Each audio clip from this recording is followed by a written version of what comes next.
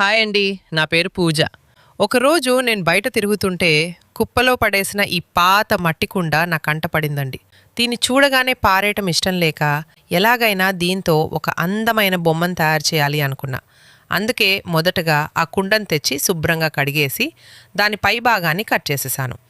ఆ తర్వాత ఒక తెల్లటి పేపర్పై ఆకు ఆకారంలో డిజైన్ గీసి దాని చుట్టూ తాడుని ఇలా గ్లూతో గుండ్రంగా చుడుతూ బోలెడన్ని ఆకులను రెడీ చేసుకున్నాను. ఇప్పుడు నేను కట్ చేసిన కుండని బోర్లించి మనం ఇందాక చేసుకున్న జూట్ ఆకులన్నింటినీ కింద నుండి వరుసగా ఒక దానిపై ఒకటి వచ్చేలా గ్లూ గన్తో గట్టిగా అతికించేశాను.